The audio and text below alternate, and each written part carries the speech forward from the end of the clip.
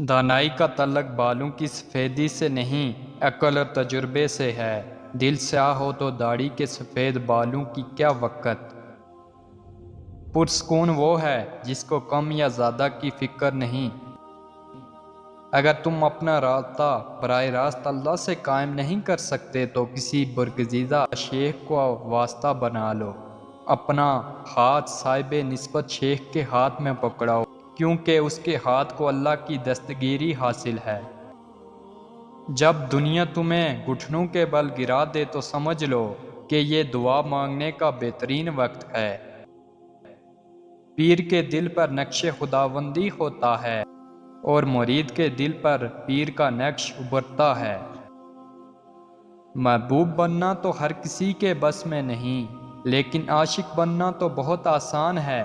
اگر اللہ نے تمہیں اپنا محبوب بنایا تو تم اللہ کے عاشق بن کر زندگی کا لطف اٹھاؤ، کیونکہ شدید محبت کا حقدار صرف اللہ تعالی ہے۔ میں نے شمس سے پوچھا کہ توصف کیا ہے؟ اس نے کہا، دل میں خوشی محسوس کرنا جب دکھ ظاہر ہو۔ اس کائنات میں جو کچھ ہے تمہارے اندر بھی موجود ہے، اپنے آپ سے حاصل کرو۔ جو عقل سلیم رکھتا ہے وہ خلوت اختیار کرتا ہے، کیونکہ تنہائی میں قلب کی صفائی ہوتی ہے۔ تمہاری اصل ہستی تمہاری سوچ ہے، باقی تو صرف ہڈیاں اور خالی گوشت ہے۔ دنیاوی عقل کی دوڑ صرف قبر کے گڑھے تک ہے، اس کے بعد کے احوال اس کے ادارک میں نہیں آ سکتے۔ وہ صرف انبیاء اور اولیاء بتا سکتے ہیں جن کو عقل خداوندی حاصل ہے۔ اپنے آپ کو چھوٹا نہ سمجھو، تم بے خودی کی عالم میں خود ایک کائنات ہو۔ اگر تم محبت کے پاکیزہ راستے پر چلنا چاہتے ہو تو پہلی شرط یہ ہے کہ تمہیں عاجز ہونا پڑے گا، دھول اور خاک کی طرح۔ جب تو کسی صاف دل کے ساتھ مکر اور حسد کرے گا تو اس حسد سے دل میں سیاہیاں پیدا ہوں گی۔ خاموشی سمندر ہے اور گفتگو نہر کی طرح ہے۔ تجھے سمندر تلاش کر رہا ہے تو نہر کی تلاش نہ کر۔ اگر تمہیں اپنے ارد گرد اندھیرا دکھائی دے رہا ہے تو ایک بار دوبارہ دیکھو، ہو سکتا ہے تم خود ہی روشنی ہو۔ صبر کڑوا ہے لیکن اس کا پھل شکر و شیریں ہے۔ صبر ہر راز کے کھلنے کا رہبر ہے۔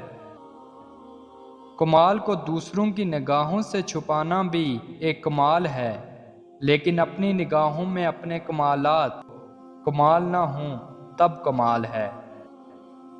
مولانا رومی سے کسی نے پوچھا، زہر کیا ہے؟ ہر وہ چیز جو ہماری ضرورت سے زیادہ ہو زہر ہے، جس سے قوت، اقتدار، دولت، بھوک، لالچ، محبت، نفرت۔ جب انسان کی آنکھوں سے ندامت کے آنسو بہتے ہیں تو اس پر رب کی رحمت برستی ہے۔ تم اس دنیا میں رہتے نہیں ہو بلکہ تم یہاں سے گزر رہے ہو۔ دنیا کو دھوکے کا گھر اس لیے کہا جاتا ہے کہ یہاں پر حقیقتیں الٹی نظر آتی ہیں۔ جب تک دل ٹوٹے گا نہیں، دل میں روشنی کیسے داخل ہوگی؟ اگر تم خدا کو دیکھنا چاہتے ہو تو اس کا ایک طریقہ ہے کہ تم اپنے دل میں جھانک کے دیکھو، کیونکہ تمہارا دل ایک آئینہ ہے۔ اگر یہ بدی سے پاک ہو تو اس میں خدا بھی نظر آ سکتا ہے۔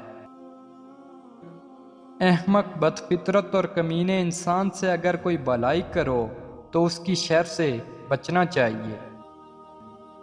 ماں باپ کے ساتھ تمہارا سلوک ایسی کہانی ہے جو لکھتے تم ہو لیکن تمہاری اولاد تمہیں پڑھ کر سناتی ہے۔